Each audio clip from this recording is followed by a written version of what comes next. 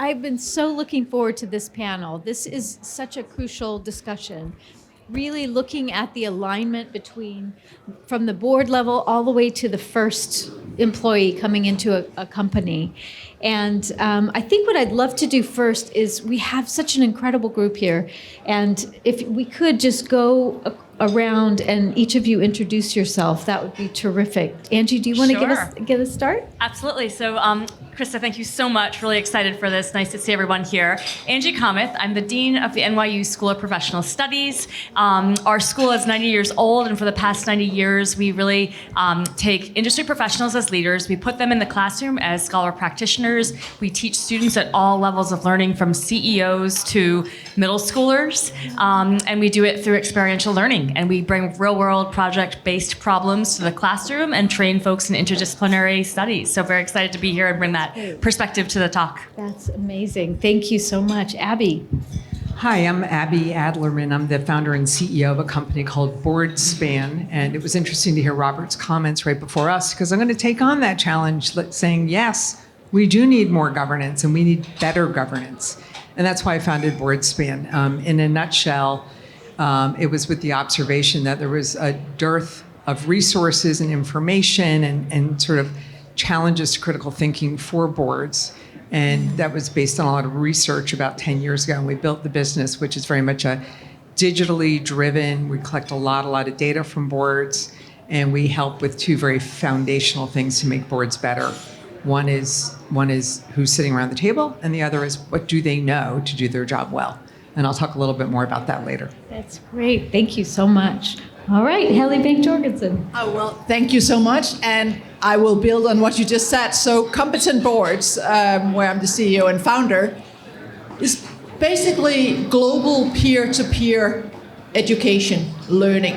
So we have a faculty of over 180 board members, executives, investors that are educating their peers. So now we are in over 50 countries. We are educated over 1,000. And when I say educated, it's in everything from geopolitical issues, climate, ESG, biodiversity, human rights, AI, quantum technologies, all of those issues that are on the top, I think, on the board's agenda, at least what I hear from all of those all over the world. So thank you very much for having us. So much. And John. Yeah, hello, I'm John Miller. As was said in the quick intro, I was formerly chairman and CEO of AOL. I'm currently CEO of a media investment company called Integrated Media Company. I'm also affiliated with the World Academy of Art and Science and a director of Force for Good. I've probably sat on about a dozen public boards, I have to count, but currently sit on 3. So acquainted with the real world issues we'll be discussing. Right. Yeah. Thank you so much. I'm so delighted. What an esteemed panel we have here. So when we think about the transition, every business needs to transition today. Whoop, I don't know if that's me, that is. You know, as we think about every business today needs to transition to become more sustainable. It's something that with our research, Leaders on Purpose, we do a CEO study. We look at the maturity of a business as they're transitioning. You know, we see that there are different stages, but it needs to happen much faster. So in the spirit of that, and I'm going to start with you, how are you addressing this issue of, you know, how do we ensure that A, we have the right talent, but then B, that in the boardroom, they're also getting upskilled because things are changing so quickly? Absolutely. It's a great question, and we think about this all the time. And so when I was saying before that we don't really call our learners students, we call them learners because it's from every stage of their kind of personal and career journey. And so I think the way that we think about it is really a portfolio approach actually to education. And so it's not one size fits all. We are creating an ecosystem. And so, and we don't separate out the E and the S and the G. And so when we think about sustainability, it's very interdisciplinary. For so many of our clients, when we're doing executive education with CEOs, they come to us thinking they want to talk about DEI and diversity, and they leave actually wanting to think about teamwork and leadership and sustainability and community and inclusive development. When we work with young people, they don't know the words climate entrepreneurship, but they want ideas. They want to learn how to think about ideas and bring ideas to action. And so I would say that the way that we think about it is creating that ecosystem of people by working at the youth level. When we're in with our graduate students, we teach carbon accounting, we teach communications, we teach climate storytelling. We make sure that they understand how to use the data, but also how to influence. And then, as we think about working with boards, and we have executive leadership, we have an amazing faculty member, Amy Jaffe, who joined us recently, and she works, privately with boards to talk about the carbon transition, but she also is really excited to be working with us to train the next gen of young adults thinking about kind of climate storytelling. So I think it's really important to not just kind of, I'm going to talk a little bit later about choose your lane, but I think when it comes to education, it really is about that ecosystem. That's great. And maybe, Abby, talk about, as you're advising companies and who are kind of recruiting the next board members, what's your process? Where do you see your role in kind of moving this forward? Yeah, so we start with a governance framework that has 4 pillars to it. And it's an easy acronym if anybody wants to use it themselves. It's OARS: oversight, accountability, risk, and strategy. And we believe that very foundationally, you have to provide oversight and accountability as a board member. If not, leave the room, please. If you're not thinking about risk, and it's not just financial risk, which is certainly first and foremost, activists, is our stock going down, but risks to the sustainability of your business, risk to the good health and well-being of your people, et cetera. You have to do all that to get to the real value-added place, which is strategy. Strategy is where, as a board, you're bringing by far and away your value, your talents, and the ability to think generatively and long-term, but you can't get there if you don't do some of this other stuff. And so at BoardSpan, the way we help our clients is we have them first focus on very foundational issues. Then we get to a place we call intentional, pushing themselves up a curve, and we've developed something called the governance curve. And then from there, they're kind of liberated and empowered and knowledgeable enough to do strategy work. Back to the recruiting side, we try to take our clients through that journey. They may come into a conversation saying, this is what we need, we know exactly what we need.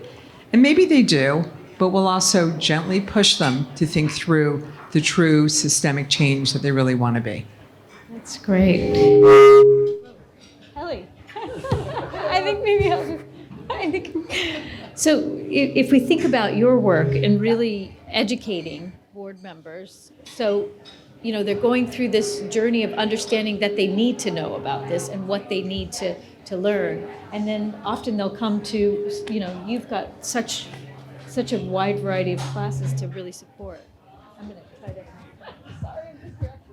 We don't really. Can you hear us without the mics or not? No, we need the mics. Okay, all right. So yes, we have leaders from all over the world who are joining us. And when I said before the faculty, it's the Paul Pullman that you know very well, the former chair of Unilever, the chair of Maersk, the chair of Siemens. Lots of other leaders that are deciding that they want to share their insight. So I totally agree. It's governance. It's how do we ensure not only the current generation of board members, but also the future generation of board members understand all of the things that we did not learn in school. I didn't learn in school. I don't think you learned in school, right? So, but now is so central. So if we don't educate, how can we make informed decisions if we're not informed about climate? How can we make informed decisions if we're not informed about human rights? We have one of our faculty member, Andrew Wallace. He looks at everyone in the Zoom classroom, so online, and then he says, Lawrence, how many slaves work for you? And Lawrence go, 0, because that's what he thinks. And then Andrew goes like, well, it looks like you have clothes on.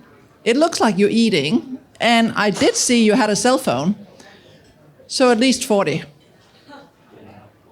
And when you heard that, it's hard to go back to the boardroom and say, oh, I didn't hear that, right? You have to go back and ask, what's in our supply chain? Who is actually coming and cleaning here? Who's bringing our food to us? right? So very, very practical, but also the very, very strategic. And if you don't embed this in the governance, it's just, actually the reason for starting competent boards was that I had the conversation with Paul Polman and Michael Tresco, who was the chair of Unilever. And one of the things I said, like, what's happening when the CEO, Paul, is no longer here? Because often you have a leader that believes in it, and then another leader comes in, and that happens more and more often because we have this shorter tenure. And then all of these strategies are just disappearing because a CEO often wants to have his or her own strategy. So we need to embed it in governance so that the board of directors will say, I need to find a new CEO that actually understands this, but also I, as a board director, able to question, I'm able to understand the answers, I'm able to have that oversight, but actually also help saying, let's put a little bit more on the speeder or let's put a little bit more on the brake. Sorry, I might be stealing your thunder. I just learned something from your question about the slaves. So that was quite enlightening and a little bit daunting.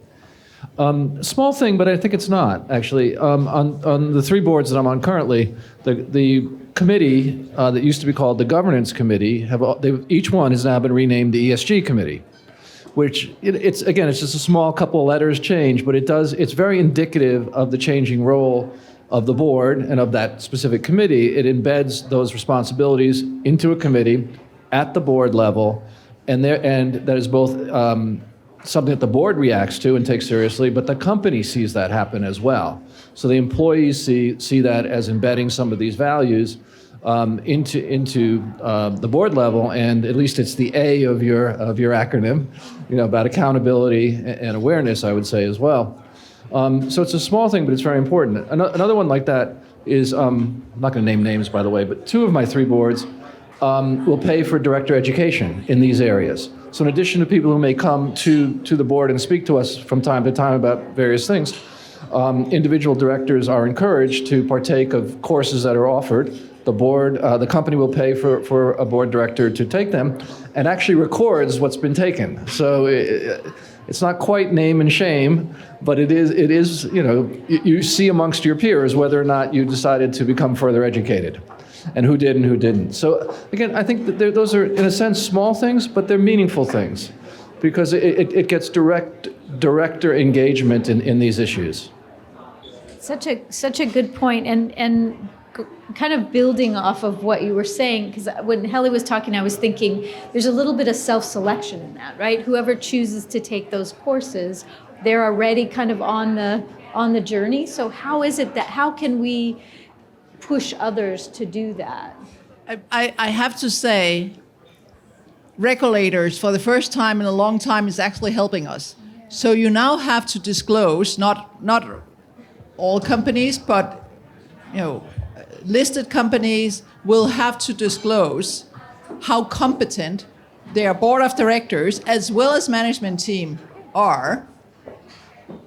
You can argue what it is, but at least you start to have that. We also start seeing that the investors, the asset managers say, oh yeah, you have your skills matrix and apparently you have ticked off that you know everything. Can that be true? So you are starting to actually see both from the asset managers, from other shareholders, as well as from regulators, insurance providers are starting to ask that question. Because what it used to be that I serve on a board or I sit on a board, I say you don't sit, you actually serve, right? And I think it's so important is that what used to be a word, good, I had a great career and now I have board seats. Sorry, now it's work. It's no longer, a nice cushion to have. It is actually hard work. Yeah. The board decks are just 200 to 300 pages now, and including this kind of stuff, or an ESG report or something like that. So it's quite meaningful. And again, it's raised to a board level where it's formally reported on. I think what's so interesting about this, I've spent most of my career thinking about talent gaps and skill gaps, and that's been very voluntary, right? And that often manifests itself in a chief diversity officer or hiring goals or public commitments to hiring kind of talent from different areas. And there's been some success, a lot of learnings, but it's fantastic right now that we've got the regulatory framework. We can certainly do things internally within organizations. We can change HR practices. We can make sure there's training at all levels. We can also partner, right? And so I think, getting collaboratives and partnerships rather with kind of companies so that not everyone has to go it alone is another trend. So I think back to Goldman Sachs's 10,000 small businesses. That was responding to something, and I think about Jamie Dimon with veterans hiring. I think about the CEO Jobs Council that he's pulled together with 30 different CEOs, and everything builds on one another. But I think there's such a moment where we're really bringing together this very multi-level, it's a 4D model, right? In terms of all the ways that we're trying to influence this. It's very powerful, and I'm quite hopeful about what this is going to mean. Yeah, and I think of your comments as something, in my mind, that's self-propelling. And I think that is so important because Helly's right, regulation has helped us with disclosure requirements. Frankly, it was a huge boon to my business. We do board assessments. They're required by the exchanges. You have to do it. And that there was a huge gap in the market because nobody did them digitally. So we started doing this about 8 years ago. And now we are the leading company in the country to do them. We're the only ones, literally the only people that have benchmarks because we've done so many of them. Well, that was great for my business. But guess what? If that's the only reason boards are doing them because they have to, that's the worst reason. And the only reason that they're disclosing or looking at their talent gaps because they have to, worst reason. They have to do it for deeper motivations. And hopefully what I'm looking for is this self-propelling. And that is going to be really important when we face things. Krista and I have talked a bit about the green hushing, if people are familiar with that phrase, green hushing that's going on. That's going to go on. Politics, economic environments, business environments are going to just continue to swing the pendulum. But if board members are foundationally committed to this, that's what we're looking for. Can I comment on that? Because I think you hit on something that I'm still processing. Because in a board meeting last week, this company, we renewed kind of our vows, in a sense, on sustainability and commitment to carbon neutral in a time period and so on. And we did so. And then the discussion was, but can we talk about this? Because and the pendulum, what I'm referring to is the pendulum has swung in certain sectors of the financial industry and others to a place where there are those that would challenge a board or a policy around some of these things that we believe are core to the values of the company. I mean, there's no question that the board members as a group feel that they're core. But we also had that discussion about how much could we say. Whereas to me, part of it before was you want to say as much as possible. You want to declare. You want the company to see you declare. You want your employees to see that. And now we had a serious discussion about how much can we talk about this. And I'd be interested in anybody's perspective because it just seems like the pendulum has swung. Just even that we had that discussion felt like the pendulum swung a bit back in a way. The one comment I'll make about that is I'd rather have people do it and not talk about it than talk about it and not do it. Yeah, definitely. I mean, something that goes to my mind a lot in a lot of these contexts is we're not under-resourced, we're under-organized. And I think kind of really thinking about how to organize ourselves better, things that we can talk about, things that we can't talk about, things that are internal, things that are external, things that are a partnership, things where we go it alone. I just think we're a bit under-organized in how to do that. But again, boards and organizations that support boards, like both of you, your organizations can really help in that. But I do think the ideas are out there. I think the initiative's out there. I want to think the intent is there, but there's definitely some assist that is required to kind of pull the pieces together. And that really gets to the underlying sort of process for how we even got to this discussion, which was about alignment, right? So it directly addresses how do we ensure alignment? We're not doing enough. I mean, we're moving, but we're not moving fast enough. So alignment is really key to that. So how can we ensure that for whatever reason, and language, I think you brought, it's such a good point, how we talk about it or can we talk about it? Language is so critical, but how can we do more? From each, I'd love to hear from each of you, how can we push this faster, further, sooner. So, I think, many people, myself included, believe that what we're talking about is not just good values, it's good for business. In some ways that can be debated. Again, I'm on one side of it, but it can be debated. yeah. The purpose of business is profit kind of discussion. But I think one thing that is not debatable is if you want to hire the best talent and get them into your organization today, the preponderance of that talent are people that care about these kinds of things that we're discussing. And that seems to be true if you talk to HR departments, in many different areas of industry, that seems to be true. There are values that they bring to the table as well. And so I think in terms of acceleration, a big part of it is getting those people in your organization. Because then it embeds those values further, and you're getting the best talent, which is good for business. Yeah, that's great. That's really good. Well, if you start talking about alignment, I think we will see that. Unfortunately, some will be forced to have that alignment with the external. As I say from time to time, there's one stakeholder we don't talk that much about, and that is Mother Nature. Right? And Mother Nature do not really listen to us. Whatever language we speak, I can speak Danish, I can speak French, I can speak whatever, right? Doesn't really listen, but are really good at sending us invoices. Yeah.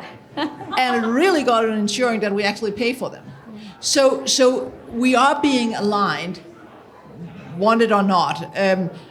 Based on the fantastic speech we just heard here, I took my book, Stewards of the Future, with me here because that's what I'm hoping. I'm hoping we have stewards of the future in the boardroom because otherwise, yes, we will be forced to align, but what if we could kind of get to what should that look like? So the future boardroom, and we just did a survey about what kind of competences should we have in the future boardroom.